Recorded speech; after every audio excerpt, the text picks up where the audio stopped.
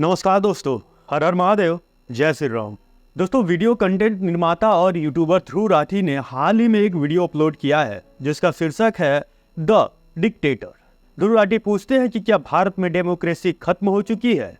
इसके बाद वे मुख्य रूप से किसान आंदोलन और चंडीगढ़ मेयर चुनाव के हवाले से बताते हैं कि भारत तानाशाही के रास्ते पर चल पड़ा है। वैसे दोस्तों, पहले ध्रुव राठी अच्छा वीडियो बनाया करते थे, लेकिन अब तो लगता है जैसे फंडिंग ज्यादा होती है, बस उसके हिसाब से वीडियो बनाया करते हैं। खैर, आने वाले समय में वो खुद को गड्ढे में गिरा लेंगे। खैर, ये वीडियो भारत को एक पार्टी एक राष्ट्र की ओर बढ़ता देश बताता है, जिसमें मीडिया की स्वतंत्रता खतरे में है, विधायकों की खरीद बिक्री हो रही है, गवर्नर राज्यों में मनमानी कर रहे हैं, चुनाव आयोग निष्पक्ष नहीं रहा और जांच एजेंसियां विपक्षी नेताओं को गिरफ्तार कर रही है। इन सब और ऐसे ही अन्य बातों के आधार पर कहा गया है कि नरेंद्र मोदी के शासन में भारत तानाशाही की ओर बढ़ रहा है।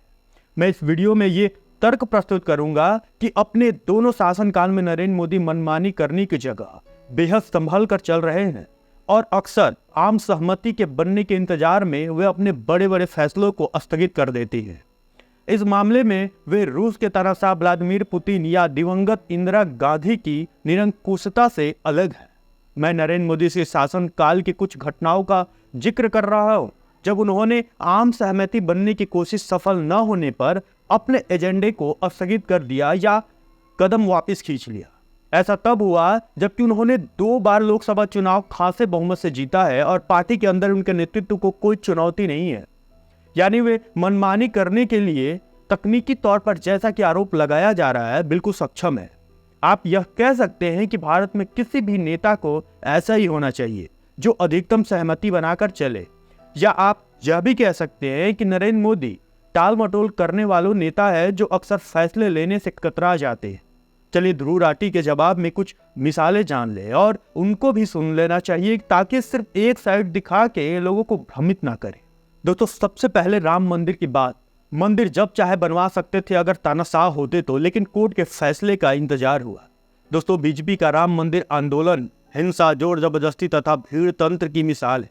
वाजपेयी, आडवाणी और मुरली मनोहर जोशी युग में बीजेपी और विश्व हिंदू परिषद के आह्वान पर अयोध्या में जुटी भीड़ ने 6 दिसंबर 1992 को मकड़ी ढांचा गिरा दी थी। पर नरेंद्र मोदी ने भीड़ जुटाकर मंदिर निर्माण नहीं किया, बल्कि उन्होंने 7 साल तक कोर्ट के फैसले का इंतजार किया और फैसला आने के बाद ही निर्माण कार्य शुरू हुआ। काशी और मथुरा बीजेपी के एजेंडे पर है, लेकिन सरकार यहां भी अदालत के आदेशों से ही आगे बढ़ रही है। कुल मिलाकर इस मामले में न्यायपालिका का सम्मान हुआ है और नरेंद्र मोदी की बीजेपी को वाजपेयी और आडवाणी की बीजेपी की तुलना में कानून और कोर्ट की ज्यादा परवाह है। दूसरा, ओबीसी का बंटवारा और रोहिणी कमीशन रिपोर्ट। अति पिछड़ों को लाभ देने की घोषित उद्देश्य से मोदी सरकार ने अक्टूबर 2017 में अनुच्छेद 340 के तहत अन्य पिछड़े वर्गों के लिए एक आयोग बनाया, जिसकी अध्यक्षता दिल्ली हाई कोर्ट की retired chief justice C Rohini को सौंपी गई। इस आयोग ने संभल कर काम शुरू किया और इसे 13 बार कार्य विस्तार दिया गया। आखिरकार पिछले साल अगस्त महीने में आयोग ने अपनी रिपोर्ट राष्ट्रपति को सौंप दी। तब से रिपोर्ट सरकार के पास है और पर ओबीसी का एक हिस्सा विरोध न कर दे, इस आशंका से सरकार इस मामले में जल्दबाजी नहीं कर रही है। ऐसा लगता है कि नरेंद्र मोदी इसे अधिकतम सहमति से ही लागू करेंगे। और तीसरा है यूनिफॉर्म सिविल कोड पर सुस्त चाल। सभी धर्मों के लिए समान नागरिक बीजेपी का एक प्रमुख मुद्दा रहा है, जिसे चुनाव घोषणा पत्र में जगह मिलती रही है। पर 2 बार पूर्ण बहुमत की सरकार बनाने के बाद भी बीजेपी और नरेंद्र मोदी सरकार इसे लागू करने की जल्दी में नहीं है। सरकार जानती है कि ये एक विवादित मुद्दा है और इसे लागू करने की कोशिश की गई तो समाज का एक वर्ग विरोध करेगा। केंद्र सरकार ने अब तक इसे छुआ नहीं है। हालांकि हाल ही में उत्तराखंड सरकार ने यूनिफॉर्म सिविल कोड का कानून पारित किया है। मोदी सरकार शायद इसे राज्य सरकारों के जरिए क्रमिक रूप से लाएगी और प्रतिक्रिया का लगातार अध्ययन करती रहेगी। मोदी सरकार पर यह आरोप नहीं लग सकता कि उसे जन भावनाओं की परवाह नहीं है, बेशक वे समाज के एक हिस्से या अल्पसंख्यक हिस्से की भावनाएं ही क्यों ना हो। और चौथा है नागरिक संशोधन बिल। सीए कानून बना पर लागू न हो सका। दोस्तों, पाकिस्तान, अफगानिस्तान और बांग्लादेश में धार्मिक उत्पीड़न के कारण 31 जनवरी 2014 तक वहां से भारत आने वाले धार्मिक अल्पसंख्यकों यानी हिंदू, सिख, जैन, बौद्ध, पारसी और ईसाइयों को भारतीय नागरिकता देने के लिए सरकार ने सीएए 2019 कानून पास किया।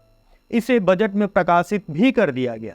इसके सबसे बड़े लाभार्थी बांग्लादेश से आए दलित हिंदू शरणार्थी होते, जिनकी संख्या 1 से 2 करोड़ के बीच हो सकती है।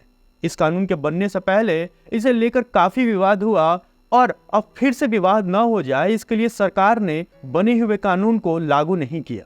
अब तक संबंधित नियम नोटिफाई नहीं किए गए हैं और इस तरह नए कानून से एक भी व्यक्ति को नागरिकता नहीं दी जा सकी। आम सहमति न होने पर नरेंद्र मोदी इसी तरह कानूनों को ठंडे बस्ते में डाल देते हैं। इसे तानाशाही प्रवृत्ति तो नहीं ही कहा जा सकता।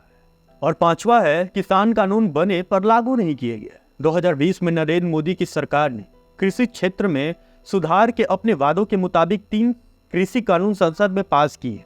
कृषक उपज व्यापार और वाणिज्यिक अधिनियम, कृषक सशक्तिकरण व संरक्षण, कीमत आश्वासन और कृषि सेवा पर करार अधिनियम और आवश्यक वस्तुएं संशोधन अधिनियम के जरिए कृषि क्षेत्र की जड़ता को दूर करने का इरादा था।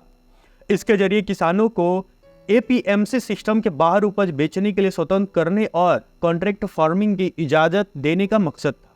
लेकिन बड़े किसानों, खासकर पंजाब और हरियाणा के एमएसपी निर्भर किसानों को लगा कि एपीएमसी मीडिया का सिस्टम टूटा तो देर सबेर एमएसपी भी जाएगा और इनको इससे मिलने वाला फायदा खत्म हो जाएगा।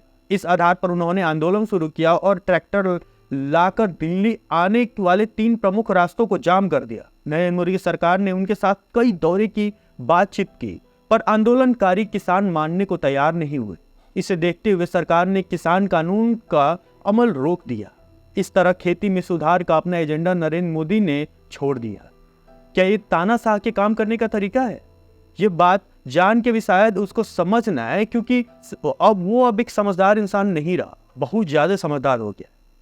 कोई बात नहीं, वो तानाशाह बोले चाहे जो बोले, उससे क्या फर्क पड़ता है। कहा जाता है ना कि कुत्ते भौंकते रहते हैं और हाथी चलती जाती है। आशा करते हैं दोस्तों आपको ये वीडियो पसंद आई होगी। अगर वीडियो पसंद आई है तो इस वीडियो को लाइक तथा मेरे चैनल को सब्सक्राइब अवश्य करें। धन्यवाद। हर हर महादेव।